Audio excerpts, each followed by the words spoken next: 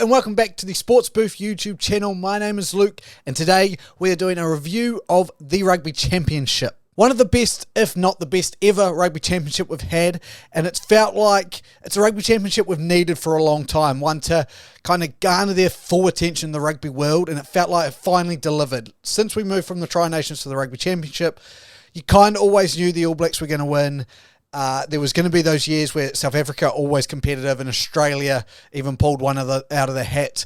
But normally it was going to be an All Blacks win. And so this year it really felt pre that tournament that it was anyone's game, and not so much even just pre the tournament that it was anyone's game, but that it really wasn't the All Blacks' best chance to win it. Had been said this has been the All Blacks' worst team in a while. But all four teams coming into this had I guess I would say disappointing July series, mid-year series. All Blacks obviously lost to the Irish at home. First time in 40 years they had lost a free match test series at home. The Springboks had narrowly beaten the Welsh in at least one of the games. They narrowly beat them, lost, won the decider. And then the Wallabies lost to the English at home, and the Argentinians had only just pipped the Scottish. So we really didn't know what to expect. Every team was kind of a bit disappointed, a bit mute about their performances, and was looking to make a statement. The new format really added some excitement as well. The All Blacks were under immense pressure as they went to South Africa, one of the hardest places to play. Australia going to Argentina for 2 games, and then vice versa. I love the idea of that for those games, and then the close derbies can happen here and there. So I really thought that was a fascinating aspect, and it kicked the tournament off with a bang. After 2 games to have every team 1-1 and, have some really big storylines, the All Blacks battling back from adversity, the Springboks not quite putting the killer blow into the All Blacks, Ian Foster staying on board. It was a lot of storylines. The Wallaby is injury toll. There was just a lot going on, and it was fascinating. We had 4 teams all 1-1 as we headed back to this side of the world, and no one still knew who was going to win, which was exciting for the game. Thinking that it was so close after round 2, after round 4, you couldn't ask for much more. A historic win for the Argentinians, first time in All Blacks or New Zealand soil. For the South Africans, a first win in Australian soil since 2013. I mean, the 2 games that probably stole the most headlines were that South Africa versus Australia series, where you had the Korobeti tackle on Bimpy, then you had the Nick White Oscar. It was just fascinating, I guess, that series. And then, they had all the storylines. Again, the All Blacks bounced back after a loss.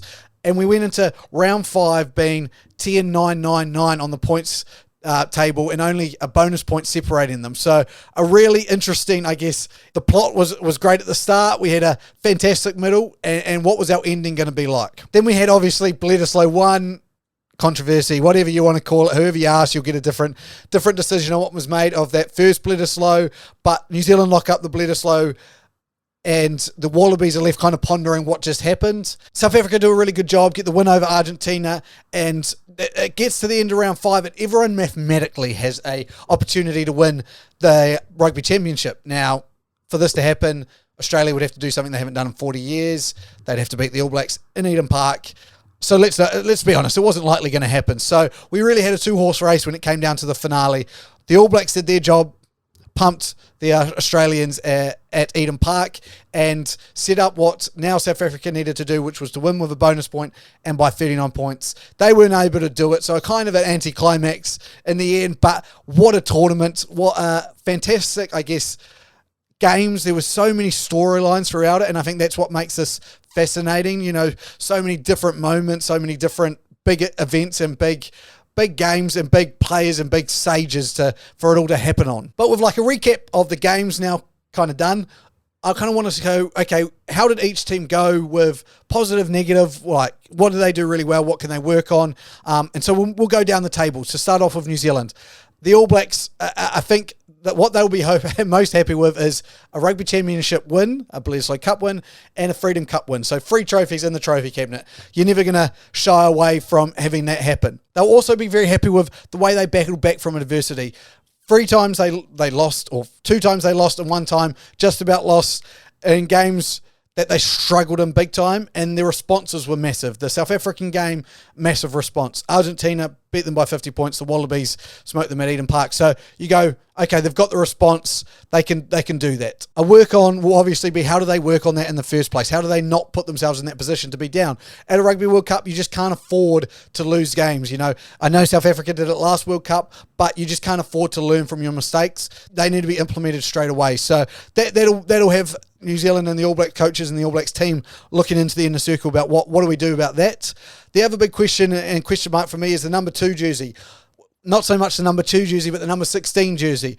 Samisoni Taukei'aho has that number 2 jersey sealed. It's more, how's he going to go? Who's going to be the backup? We saw Cody Taylor struggle and probably come to the end of his time. We know Dane Coles is getting on there, and big-time player will come up for a big-time game. I don't think this is necessarily a big problem, because we've got a player, Asafa Omoa, absolutely ripping up for the Wellington Lions, who's had some All Black experience. I think slots in really well, plays the same style as Taukei'aho, and will push Samisoni to be the best version of himself. For the South Africans, it's a really tough rugby championship to say they put much wrong. The loss in Australia, you can give them. 2013, they hadn't won there, so the win was big. The only game you can kind of go, they will be very disappointed with, is that All Blacks loss. They should have had it, and that's where I kind of go, this is what they need to improve on. And this isn't as in a game scenario. This is more improve on with the Rugby Championship, is putting the foot on the throat.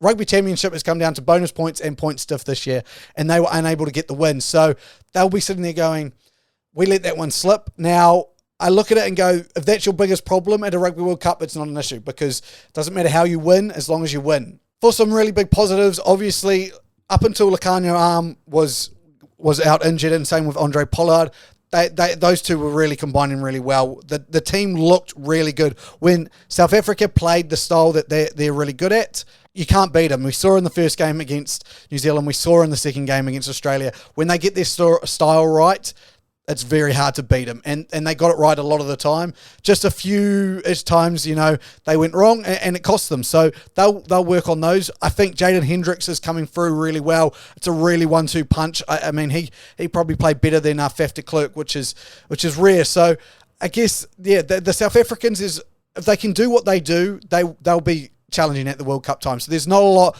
to take away from this that they were bad at, or that they can even really improve. I think it's just the foot on the throat is the one thing for them. The Wallabies. I guess it's really tough. This team is growing so well, and a couple of really good things from this tournament that you can take away. Their performances. If, let's say, that Bledisloe goes their way, they're right in this mix still. I know South Africa ends up winning it up with maths and everything, but they're in this mix to potentially, win a Bledisloe, win a rugby championship. Now, they've got to do it at Eden Park, but coming off a win, it would be easier. They were doing this without their two arguably best players, with Karevi out and Hooper out. So to say that they've performed this well, it's a feat in itself. And the players that they've been out of blood, the players in the squad depth that they've had to use, is a really positive sign. I see all of this, all of the Australian rugby moving forward with Dave Rennie, and I think this is really good. Year after year, they've been better and better and better, and I think their time will come soon. The work-ons for them is pretty easy. Discipline, far too many cards, far too many penalties. It kills them at game times. Against the bigger teams, it kills them, and they need to get better at that. Consistency as well. One game, good game, one bad game, one good game, one bad game, one good game, one bad game. That's how it went for them. They've just got to be better, and it seemed, like the drop-off was severe in that South Africa and the All Blacks second game. So they've got to be better at that. And then the injury toll. Nothing much you can do about that. It's more unfortunate than anything else. But some real serious injuries. And some real disappointing injuries, I guess. Quade Cooper, a classic example. When you lose your first five and your best first five in the country in the first game, it's tough to come back from that, and they did a really good job. But now the pressure's on for him to turn this around in a year and get back into shape for a World Cup. And anyone can do it, it will be Quade. Lastly, Argentina, and just the team that probably improved the most, but still finished last, unfortunately. Chico's got these boys working really well. They've knocked off a couple of firsts. They'll be disappointed with their last two games, but these tournaments are long, and it's tough to do things back to back to back to back. And they had a really good first 4 rounds. Like they'll look at that and go, we were competitive in 2 out of 4 games, and even in that loss to Australia, they were there for a long time. They had one disappointing result against New Zealand. even against the South African games, they were competitive. They were in these games. They worked their way back into games when they're out. I think their consistencies are not dropping off during games, not from one game to the next, but actually during games. You can see them slide in and slide out. And I think that's what's most impressive about that All Blacks performance. That was an 80-minute performance from the Argentinians. And that's where you can stick that performance and say, this is what we now expect from ourselves. To cap it off for Argentina as well, the back row of theirs is one of the most athletic back rows. They've obviously got to work on their props. They got defeated sometimes, as you'd say, in scrums. Vastly improved back row. And then Boffelli on the wing, the back, wherever you want to put him, he is their best player. He is their key. They need to get him involved as much as possible. And if he can keep kicking goals like he is, a very dangerous team when it comes to knockout stages. But yeah, I guess that wraps up kind of what I feel like is the best rugby championship we've ever had. I hope you also feel that way as well. But I'd love to hear your opinion on everything else.